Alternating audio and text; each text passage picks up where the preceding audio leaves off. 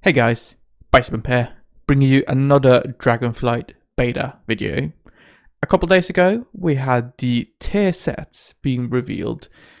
If you didn't know already, the first patch will actually have tier sets. And interestingly, I feel like they've gone back to the tier sets of old. You might remember now in Season 4, tier sets are very impactful. In Dragonflight, it's not going to be that case. They're going to be a bit, more generic, which I actually think is a good change.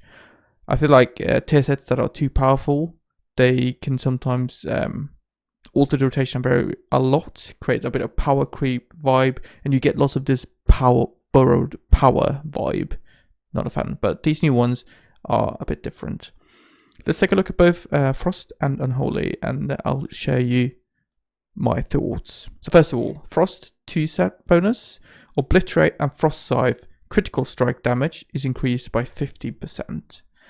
Now, this is something that synergizes very nicely with our killing machines, because they give guaranteed procs of both Obliterate and Frost Scythe. And, increasing the killing machine damage by 50% is going to be quite big. So this is really going to feed into big crit gameplay of Frost.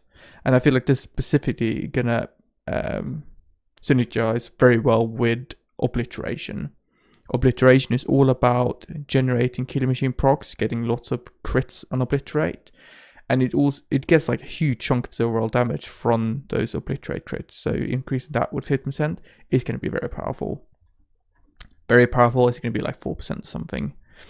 It's definitely going to be more powerful for Obliteration compared to Breath of Syndergosa. We have the 4-set bonus, so Obliterate and Frost Scythe have a 15% chance not to consume Killing Machine. Now this is an interesting one. I think there's been similar effects in the past. Essentially, this requires you to have very quick fingers. Right? The reality is that if you consume a Killing Machine, if it triggers this 4-set, right, you do Obliterate again. And sometimes it can be tricky to pick up on that and not hit something else, like especially in your Obliteration window, right? You hit your Obliterate, and then you're kind of ready to press one of the other buttons, Rhyme or Frost Strike, to generate the Killing Machine proc again. And, I don't know. I need to play with it a little bit to kind of get a feeling for whether or not you're going to get a lot of overlapping Killing Machine procs, which is going to be bad, or if you have enough time to properly spend them all. Again, this is a big buff to Obliteration mainly.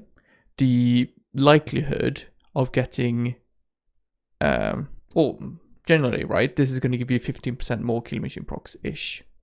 So if you generate 10 to start with, you get 1.5 extra. If you generate 20 to start with, we're going to get 3 extra, right? So the power of the 4-set depends on how many Killing Machine procs you generate.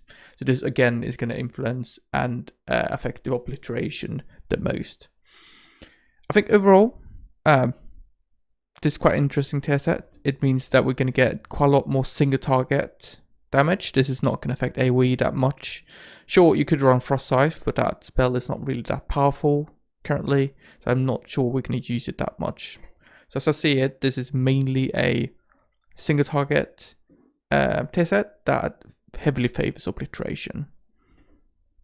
I think overall power increase is going to be around 10% with the both buffs-ish. Right, but I'm happy. I think it's fine. It's interesting. It gives this little extra gameplay thing where you need to react when you consume a Killing Machine if you're going to press Obliterate again instantly. That kind of thing. Yeah, I like it. Now, Unholy. 2-set bonus with Bursting a Festering Wound grants your ghoul Vile Infusion. Increases the damage and attack speed by 10% for 5 seconds. Okay, so this is kind of like a maintenance buff. Right, you need to burst the Festering Wound every 5 seconds or so to keep this 100% uptime. I wish it was longer, probably. I don't know. Sometimes I feel like these kinds of uptime buffs can be obstructive to the kind of flow of the rotation. To be fair, Unholy and Dragonflight, we have lots of resources, so I don't feel like we're going to end up in situations where we just sit around hoping we could use a Skirt Strike, but we can't because we don't have the runes ready. We have lots of resources, so it's probably going to be okay to keep this up 100% uptime. Probably, we'll see. It depends on whether or not to buff pandemics, so if you apply one when you already have one existing, whether or not you get that 30% extension, we'll have to test and see. Overall though, I like increasing the damage of my pet, and it works well in AoE, right? You go get increased damage by 10%, the attack speed doesn't matter that much. Foresight bonus, your primary ghoul's attacks have a 15% chance to increase your damage and haste by 10% for 8 seconds. This chance is increased during Bulk Infusion. So, essentially a very passive foresight, but it does give you a nice gameplay benefit. Giving it more haste generally makes the rotation feel better. It's nice to have lots of haste because you're pressing lots of buttons, it feels like you're doing lots of damage, so it's a nice feeling. It's also a nice synergy, right? You have an increased chance when the 2-set is active, so obviously you want to have maximum uptime for 2-set. So to give it a 4-set, making that proc a bit more. Not sure if the increased attack speed is going to synergize. Maybe, because, you know, having more attacks. When it says primary ghoul stack, that's actually an important question to ask. Does that mean using the melee or the claw? The claw is energy based, so it doesn't actually get affected by its attack speed, but melee would be affected by attack speed. So I'm not sure the synergy there with the 2-set, and I'm also not sure what exactly the chances increased during Bulk Infusion. That is very vague. Is it going to be 100% more effective? 10% more effective? It could be anything, right? Just gonna have to jump on the beta and test it when they are released. Overall, my vibe is that we got a maintenance buff in the 2-set. I think it's fine to upkeep due to us having lots of resources. If it were more resource strained, I wouldn't be happy about this set, right? Because I feel like it would have been very obstructive to the rotation, but currently I don't think that's going to be a problem. 4-set, it's good because it gives us haste, which feels nice.